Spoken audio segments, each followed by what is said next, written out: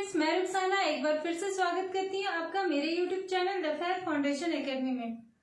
Friends, चलिए start करते हैं हमारा आज का क्लास। और आज हम फिर से पढ़ने जा रहे हैं झारखंड से जुड़े कुछ महत्वपूर्ण वन लाइनर क्वेश्चंस को। तो चलिए स्टार्ट करते हैं हमारा आज का क्लास। सबसे पहले हम देखते हैं हमारे पहले प्रश्न को। हमारा पहला प्रश्न है, चाचा के उपनाम से किसे जाना जाता है? चाचा के उपनाम से किसे जाना जाता है? तो चाचा के नाम से उपनाम से बसंत कुमार तिर्की को जाना जाता है। चाचा के उपनाम से बसंत कुमार तिर्की को जाना जाता है। इसी तरह कुछ और भी उपनाम हैं जो हमारे झारखंड से कुछ जुड़े महत्वपूर्ण व्यक्तियों को दिए गए हैं, जैसे कि छोटा नागपुर केसरी, तो ये किसे कहा गया? राम नारायण सिंह को। फिर है मुंडा राजा की संज्ञा किसे दी गई है? तो जयपाल मुंडा को। सिस्टर निर्मला, तो सिस्टर निर्मला कुसुम जोशी को। इसी तरह बहुत से ऐसे व्यक्ति हैं जिन्हें कुछ उपनाम दिए गए हैं, तो उसी में से एक है चाचा के उपनाम से किसे जाना जाता है? तो वो है बसंत कुमार तिर्की।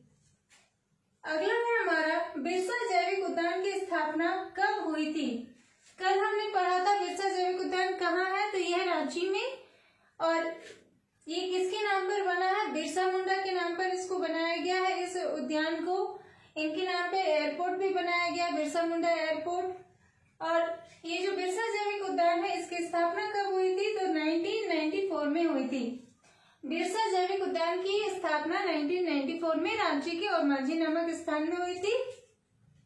चलिए अब देखते हैं झारखंड में बाजरा का सर्वाधिक उत्पादन कहाँ होता है? तो झारखंड में बाजरा का सर्वाधिक उत्पादन कहाँ होता है? फ्रेंड्स, बहुत से स्टूडेंट्स इसमें कंफ्यूज होते हैं, बहुत से लोग इसमें पलामू को सही आंसर टिक लगा के आ जाते हैं, तो पलामू इसमें नहीं होगा। पलामू की मिट्टी बहुत ही उपजाऊ है, वहां पे धान, कपास, रागी ये सब के लिए वो उपयुक्त है। लेकिन अगर धान की बात की जाए, बाजरा की बात की जाए, तो वो होगा हजारीबाग में। बाजरा कहाँ पे सर्वाधिक उपजाया जाता है झारखंड में? तो वो होगा हजारीबाग में। अगला हमारा, झारखंड की किस नदी पर अय्यर बांध है? पलामू में फ्रेंड्स तिलहन चीजों का, चना का, ये सभी का बहुत ज्यादा उपज होता है।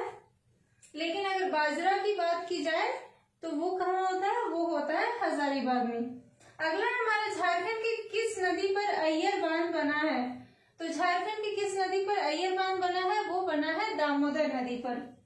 झारखंड की दामोदर नदी पर अय्यर बांध बना हुआ है। दामोदर नदी का अन्य नाम क्या है फ्रेंड्स? तो अन्य नाम इसका देवनद है।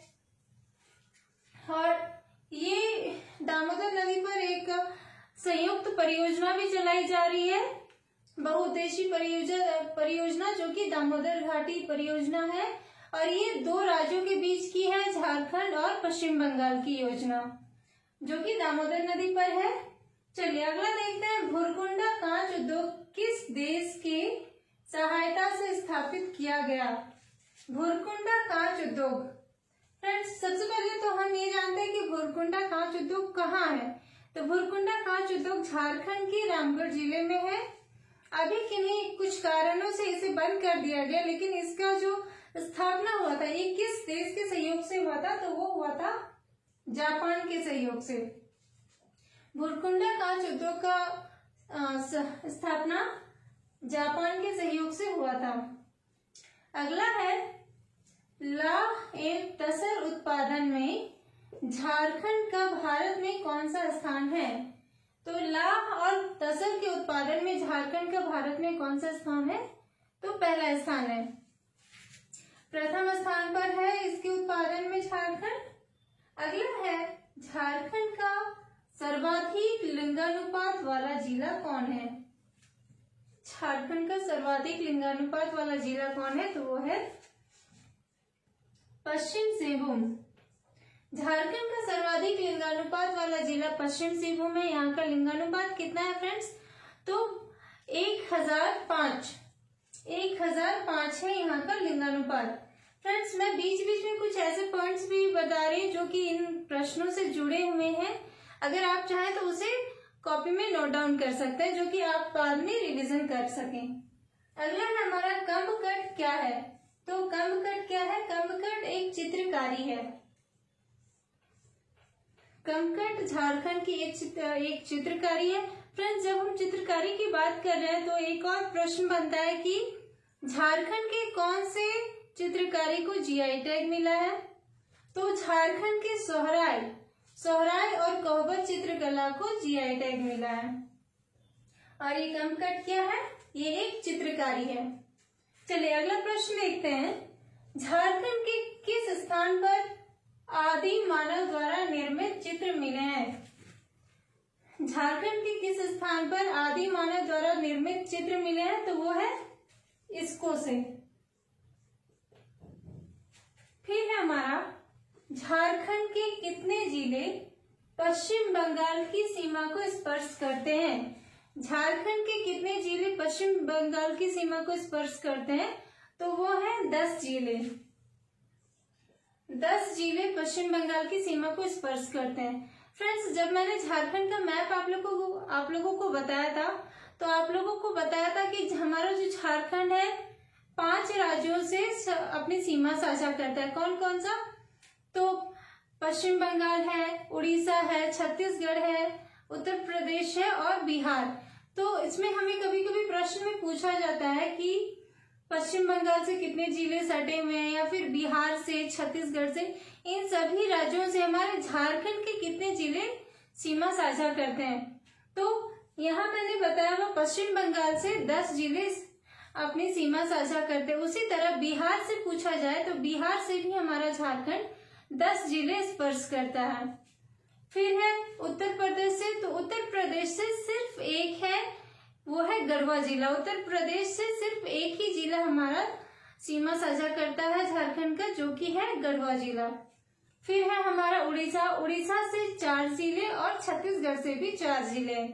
फ्रेंड्स, ये बहुत ही इजी है याद करना। बिहार और पश्चिम बंगाल से 10-10 जिले अपनी सीमा साझा करते हैं। और अगर छत्तीसगढ़ और उड़ीसा की बात की जाए तो 4-4 जिले। और यूपी उत्तर प्रदेश एक ऐसा है राज्य है जिससे केवल एक ही जिला हमारे झारखंड का स्पर्श करता है, वो है गढ़वा।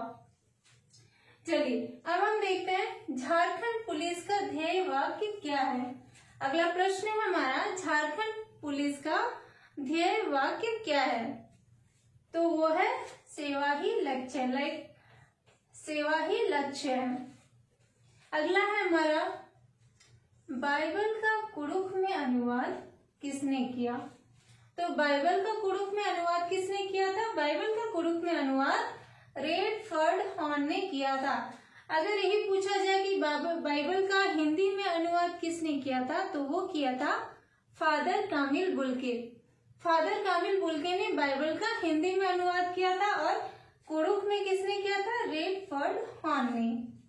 अगला है हमारा, संथाल समाज कितने हरों में विभाजित है? तो संथाल समाज कितने हरों में विभाजित है फ्रेंड्स? ये 4 हरों में विभाजित है। संथाल समाज 4 हरों में विभाजित है।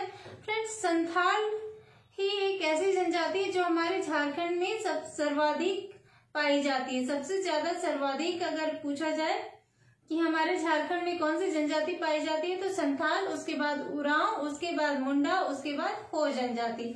तो ये एक क्रम है हमारा जनजातियों का जो हमारे झारखंड में पाई जाती हैं।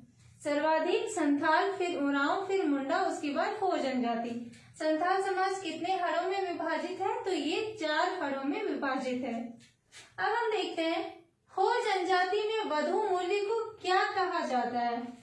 हो जनजाति में वधु मूल्य को क्या कहा जाता है? तो हो जनजाति में वधु मूल्य को गोनोंग या पोन कहा जाता है। गोनोंग या पोन कहा जाता है। इसी तरह अगर पूछा जाए कि मुंडा जनजाति में वधु मूल्य को क्या कहा जाता है, तो कुरी गोनोंग टका। अगला है हमारा, शेख भिखारी किस विद्रोह से जुड़े थे? शेख भिखारी किस विद्रोह से जुड़े थे? तो ये हमारे 1857 के विद्रोह से जुड़े हुए थे। शेख भिखारी का संबंध किस विद्रोह से था? 1857 के विद्रोह का।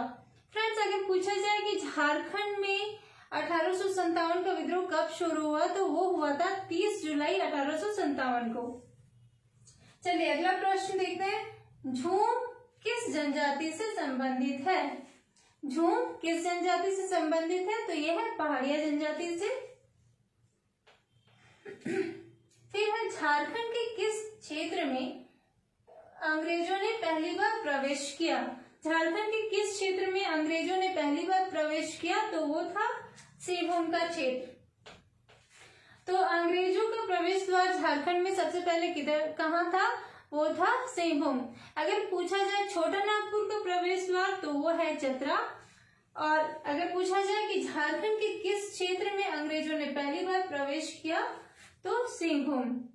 तो फ्रेंड्स, ये थे हमारे झारखंड से जुड़े कुछ महत्वपूर्ण one liner questions. I hope आप लोगों को अच्छा लगा होगा। अगर अच्छा लगा तो प्लीज लाइक, शेयर और सब्सक्राइब करना ना भूलें। चलिए मिलती हूँ अगले क्लास में, तब तक के लिए अलविदा। Thank you.